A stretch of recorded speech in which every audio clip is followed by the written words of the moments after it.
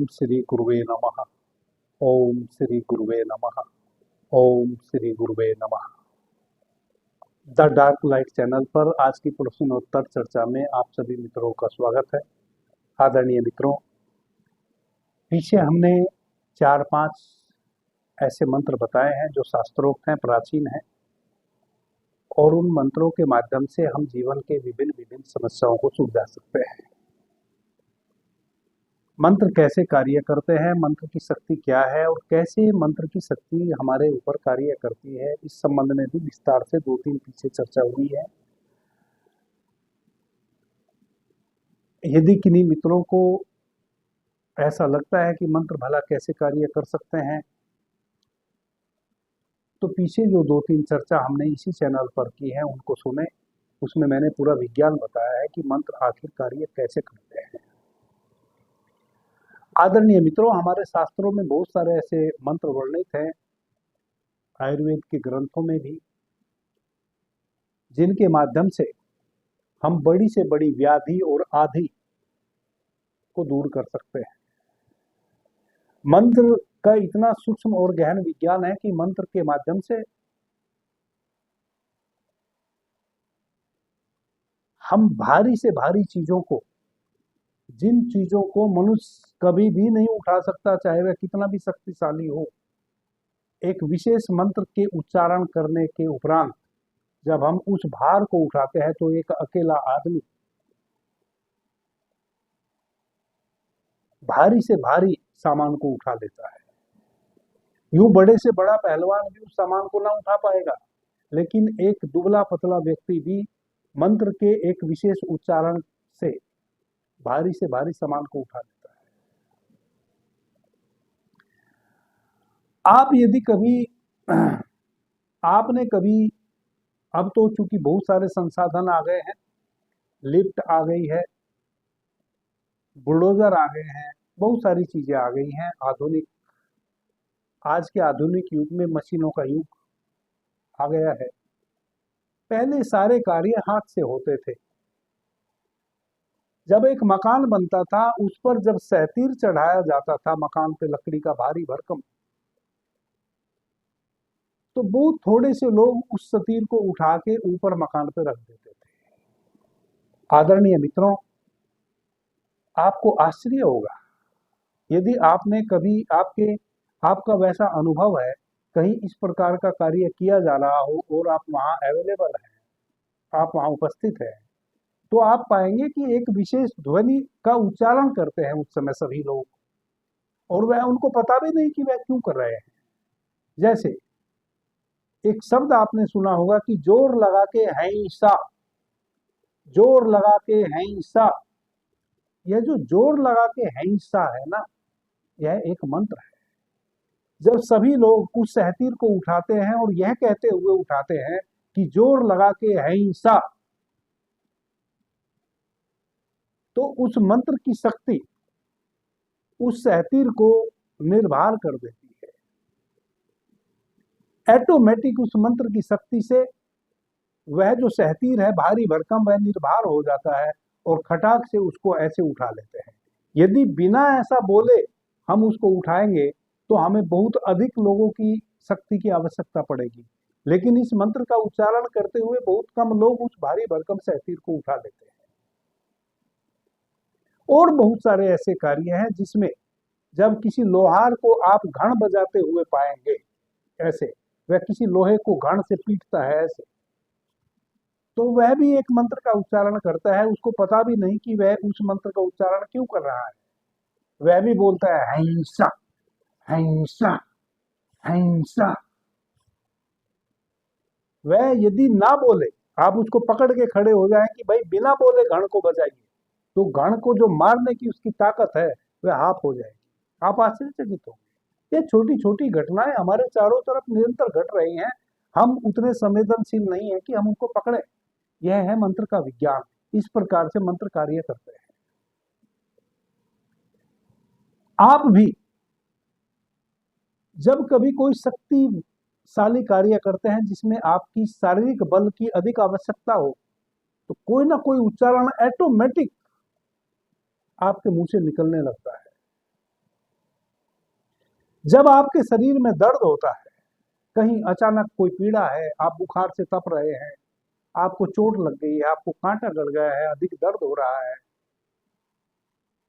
तो ऐसा कोई भी व्यक्ति नहीं है जो एक मंत्र का उच्चारण ना करता हो।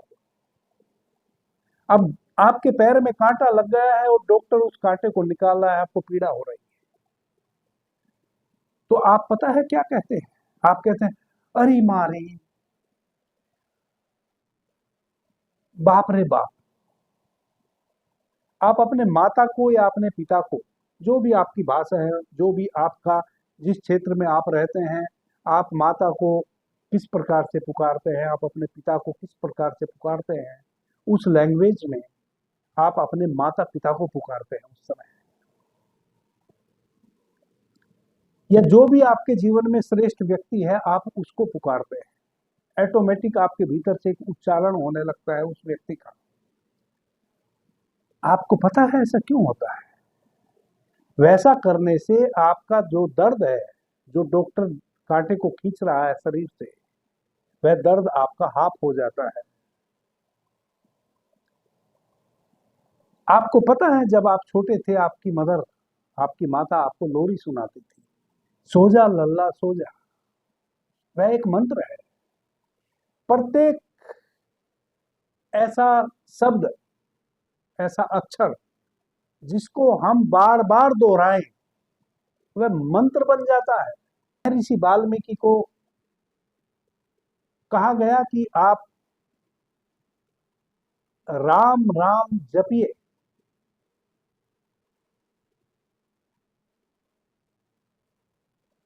तो आपका उद्धार हो जाएगा।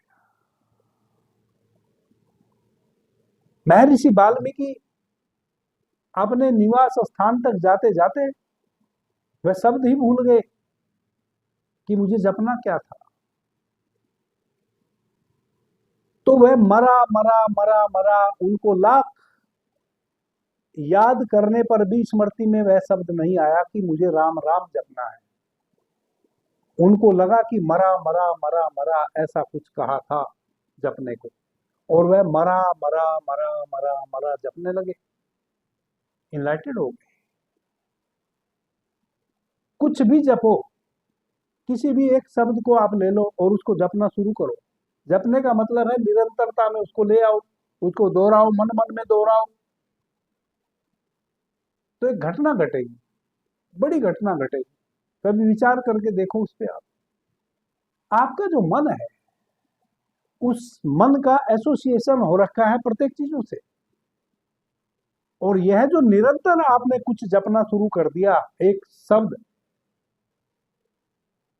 उससे भी उसका एसोसिएशन हो रखा है।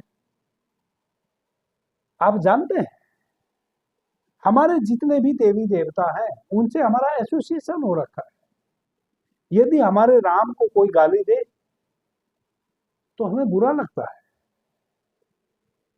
क्यों? क्योंकि राम से हमारा एसोसिएशन है। हालांकि राम को बुरा नहीं लगता, राम को कोई फर्क नहीं पड़ेगा यदि कोई गाली दे दे,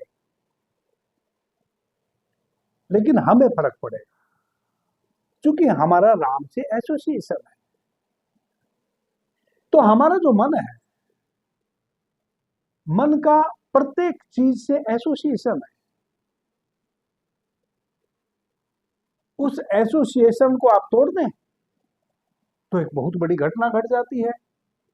वह क्या घट जाती है? मन आपका शांत हो जाता है। जो लाखों प्रयास करने के उपरांत भी शांत नहीं होता, वह केवल आप किन्हीं चीज से उसका एसोसिएशन तोड़ दीजिए, उसका लगाव तोड़ दीजिए, वह शांत हो जाता है। और फिर उस शांत अवस्था में अद्भुत घटनाएं घटती हैं, अलौकिक घटनाएं घटती हैं, पारलौकिक घटनाएं घटती हैं, जो हमारे जीवन में कभी अनुभव वैसे नहीं थे, वैसे वैसे अनुभव हमें होने लगते हैं। क्या किया हमने? किया कुछ भी नहीं। केवल जो मन हमें कहीं ठहरने नहीं देता, उस मन के एसोसिएशन को तोड़ा। तो जब महर्षि वाल्मीकि मरा मरा मरा मरा मरा निरंतर जपने लगे, तो मन जो है वह बोर हो गया, बोझिल हो गया, न्यूट्रल हो गया, शांत हो गया। कब तक मन मरा मरा मरा मरा उसको सहन करे? तो मन मर गया, मन शांत हो गया। और जैसे ही मन की वृत्ति गिरी, जैसे ही मन विश्रांति को उपलब्ध हुआ, तैसे ही उस परमात्मा के दरवाजे खुल गए। वो मन जो है वह परमात्मा के साम्राज्य के दरवाजे पे खड़ा है और हमें उस दरवाजे में घुसने नहीं देता है। तो जैसे ही महर्षि वाल्मीकि ने मरा मरा मरा मरा, या फिर राम राम भी वह जपते तब भी वही घटना घटती, मरा मरा जपा तब भी वही घटना घटी। मन थक गया, कब तक मरा मरा मरा मरा सहे, असहनीय हो गया और मन न्यूट्रल हो गया, विश्रांति को उपलब्ध हो गया। जैसे ही मन विश्रांति को उपलब्ध हुआ, परमात्मा के राज का दरवाजा खुल गया। और जैसे ही परमात्मा के राज का दरवाजा खुला, वहां से वह परम प्रकाश प्रकट होने लगा। और जैसे ही फिर परम प्रकाश प्रकट होने लगा, आनंद आने लगा, उसमें और भीतर महर्षि वाल्मीकि घुसने लगे, या कोई भी व्यक्ति घुसने लग जाता है, फिर उसको अलौकिक अनुभव होते हैं, पारलौकिक अनुभव होते हैं, जो इस जगत के नहीं है, यानी कि इस सांसारिक जगत के नहीं है। इस प्रकार से मंत्र कार्य करते हैं।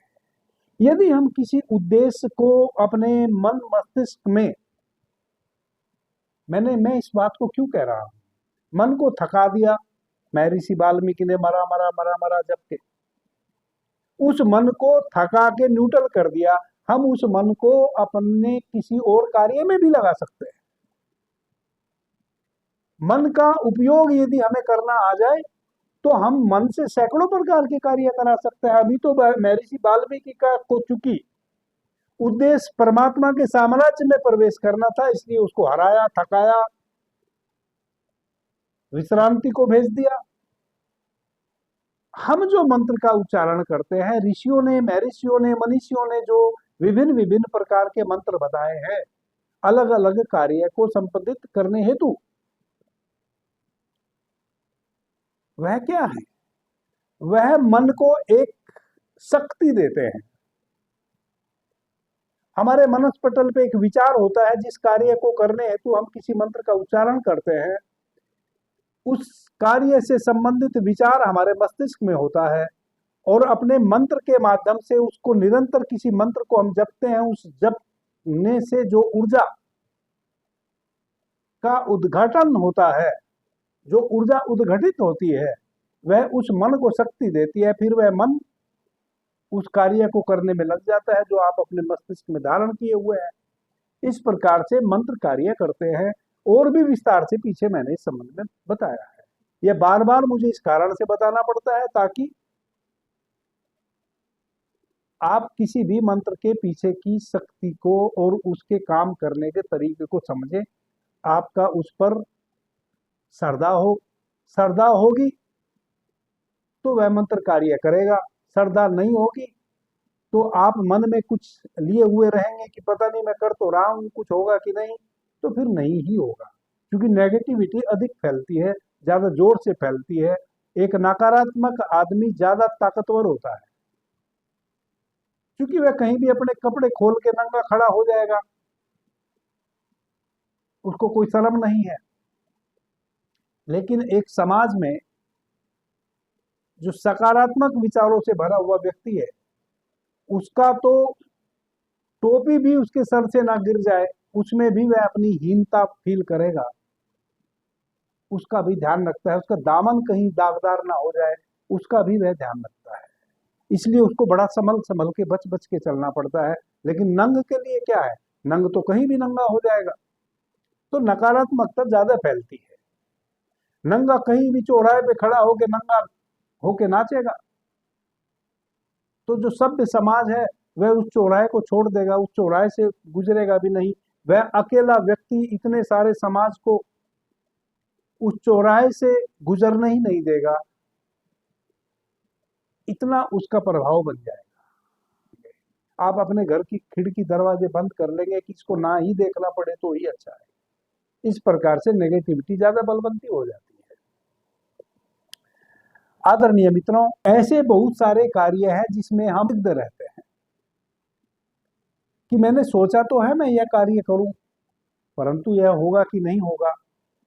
किसी व्यक्ति से मिलने जा रहा हूं, जिस हेतु जा रहा हूं वह मेरी बात सुनेगा कि नहीं सुनेगा, समझेगा कि नहीं समझेगा। इस तरह की यदि हमारी मनोवृत्ति है तो हमें इस मंत्र का सहयोग लेना चाहिए। प्रतिदिन सुबह स्नान करने के बाद 21 टाइम इस मंत्र का उच्चारण करें और रात्रि में फिर सोने के समय 21 टाइम इस मंत्र का उच्चारण करें। कुछ दिनों के उच्चारण करने से ही हमारे भीतर एक ऐसी शक्ति उपलब्ध हो जाएगी कि जिस कार्य के प्रति हम संदिग्ध रहते हैं उस कार्य के प्रति हमारी संदिग्धता हट जाएगी। कैसे हट जाएगी? हमें पता चल जाएगा कि नहीं, फला कार्य को करने से मुझे लाभ ही होगा, हानि नहीं, या फला कार्य करने से मुझे हानि ही होगी, लाभ कभी नहीं होगा। आपको एक सूक्ष्म दृष्टि मिल जाएगी, आपको एक समझ विकसित हो जाएगी। आप फिर वही कार्य करेंगे जहां से आपको लाभ होना है। आप उसी व्यक्ति से मिलने जाएंगे जो आपका सम्मान करेगा। आप वहां जाएंगे ही नहीं जहां आपको अपमान सहना पड़े। आप वह कार्य करेंगे ही नहीं जहां आपको नुकसान सहना पड़े। आपके भीतर एक सूक्ष्म दृष्टि उपलब्ध हो जाएगी केवल इस मंत्र के उच्चारण मात्र करने से। मंत्र इस प्रकार है। तदिस्मन कार्य निर्योगे वीरेवम दुरतिकरम किम पश्यसि समाधानम त्वम हिम कार्य चिदावरम। आदरणीय मित्रों, इस मंत्र को लिखकर मैं स्क्रीन पर भी चला दूंगा। जब मैं इस मंत्र को बोल रहा हूं, बहुत सारे मित्र मेरे उच्चारण से नहीं समझ पाएंगे, तो मैं इसको लिखकर चला दूंगा, आप इसको नोट कर लेंगे। प्रतिदिन सुबह स्नान करने के पश्चात एक छोटा सा घी का दीपक जला ले, जो भी आपका पूजा का स्थान है। बस ये है कि इस मंत्र का खड़े होकर उच्चारण नहीं करना है, आपने इस मंत्र का उच्चारण बैठ के करना है। तो कई बार हम दीवार में एक छोटा सा मंदिर बना लेते हैं, ऊंचाई पे बना लेते हैं। यदि आपका ऊंचाई पे मंदिर बना हुआ है तो आप एक नीचे दिशा की ओर मुंह करके बैठ जाए, नीचे ही अपना आसन बना ले और एक छोटा सा दीपक जला ले घी का, छोटा सा। 21 टाइम आप इस मंत्र का उच्चारण करें। मन में भाव यह रहे कि मुझे मेरे भीतर जो संदेह है वह संदेह समाप्त करने के लिए मैं इस मंत्र का उच्चारण कर रहा हूं, और इस मंत्र के उच्चारण करने से मेरे सारे संदेह गिर जाएंगे और मेरे भीतर एक नए ज्ञान चक्षु का अवतरण होगा। मेरे भीतर एक नई समझ विकसित होगी, मुझे एक नया दिव्य चक्षु उपलब्ध होगा, जिस दिव्य चक्षु से मैं अपने अच्छे बुरे का निर्णय ले पाऊंगा। यह संकल्प करते हुए आप इस मंत्र का 21 बार उच्चारण करें, मन ही मन में। कभी भी ओटो में इस मंत्र का उच्चारण करें, इसको बाहर किसी को सुनाए नहीं। इसी प्रकार से रात्रि में जब सही संध्या होती है, यदि आपके लिए संभव हो तो सोने से पहले या संध्या के समय 21 बार फिर आप इस मंत्र का उच्चारण करें। कुछ ही दिनों के अभ्यास से, कुछ दिनों के, सप्ताह 2 सप्ताह के अभ्यास से आप देखेंगे कि आपके भीतर एक नए प्रकार की शक्ति उपलब्ध हो गई। आपको किसी भी विषय पर विचार करने के लिए एक सूक्ष्म दृष्टि उपलब्ध हो गई। जिन कार्यों में भी आप संदिग्ध रहते थे, आपको कुछ पता नहीं होता था कि यह करूं ना करूं, अच्छा है या बुरा है, उन कार्यों का विचार आने भर से आपको पता चल जाएगा कि यह सही है या गलत है। प्रत्येक मंत्र बहुत महत्वपूर्ण है। सर्वप्रथम तो हमारी उस पर श्रद्धा होनी चाहिए। श्रद्धा बहुत अनिवार्य गुण है साधक का। दूसरा, निरंतरता। सबसे पहले श्रद्धा, फिर निरंतरता। एक समय सुनिश्चित कर ले कि इतने समय में, इतने समय पर मैं यह दीपक जलाकर बैठ ही जाऊंगा उच्चारण करने के लिए। यदि शाम को संभव हो तो ठीक है, नहीं तो मॉर्निंग का समय तो बिल्कुल फिक्स कर ले, सुबह का, कि स्नान करने के पश्चात। मैं यह नहीं कह रहा हूं कि आप प्रातः काल सूर्योदय से पहले उठे। बहुत से मित्रों की अलग अलग स्थिति है, जगने की, सोने की, प्रत्येक कार्य को करने की। जब भी आप सुबह में जगें और अपने नित्य कर्मों को पूरा करते हुए स्नान इत्यादि कर लें, तब आप बैठ जाएं, एक छोटा सा घी का दीपक जला लें, इस मंत्र का उच्चारण करें। तो सबसे पहले श्रद्धा, और दूसरा नियमितता। आपका समय बिल्कुल फिक्स हो कि इतने बजे मुझे इस मंत्र का उच्चारण करना ही है। इसके लिए प्रतिदिन आपको उसी हिसाब से, यदि आप 8 बजे मंत्र का उच्चारण करते हैं तो 8 ही बजे प्रतिदिन करेंगे। यदि आप सूर्योदय से पहले करते हैं तो सूर्योदय से पहले ही करेंगे। एक समय आप सुनिश्चित कर लेंगे, उसको कहते हैं निरंतरता। इस प्रकार से यदि आपको कुछ भी नहीं सूझता है कि मैं क्या करूं क्या ना करूं, यह मंत्र का कुछ दिन का अभ्यास आपको सुझाना शुरू कर देगा। जब भी कोई काम आपके आड़े आए, आपको कोई भी कार्य करना है, कोई नया कार्य शुरू करना है, नए व्यक्ति से मिलने जाना है, कोई भी, यदि कपड़ा तक आपने खरीदने जाना है, कोई वस्तु घर में खरीदने के लिए जाना है, तो आप प्रातः जब इस मंत्र का उच्चारण करते हैं, उस वस्तु को खरीदने से संबंधित या उस कार्य को करने से संबंधित अपने भीतर विचार लाएं, भीतर एक संकल्प उठाएं, जो कार्य मैं करना सोच रहा हूं उसके विषय में मुझे सही स्मृति आए कि मैं वह कार्य करूं या ना करूं, मैं फला व्यक्ति से मिलूं या ना मिलूं, वह मेरे लिए लाभदायक है कि हानिकारक है। यह भाव अपने मन में रखते हुए 21 टाइम उच्चारण करें।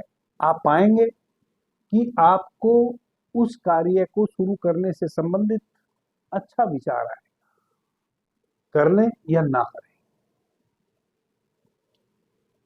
अभी जैसे आप संदिग्ध रहते हैं, करें ना करें, करें ना करें, ऐसा नहीं। आप निर्णय ले पाएंगे कि करना ही है या नहीं करना है। आपकी चेतना से बात निकली है। आप एक इस मंत्र का उच्चारण करने से आप एक शक्ति का पुंज बन गए हैं। आपके मस्तिष्क का एक एक तंतु सक्रिय हो गया है। आपको सूक्ष्मता से, आपके भीतर एक सूक्ष्म दृष्टि उत्पन्न हो गई है। आप निश्चित रूप से उस विषय को सूक्ष्मता में समझ पाएंगे और निर्णय ले पाएंगे। अभी के लिए इतना ही। आपने मुझे ध्यान से, प्रेम से सुना, उससे मैं बहुत अनुग्रहित हूँ। सभी मित्रों को मेरा प्रणाम, धन्यवाद। जय श्री राम।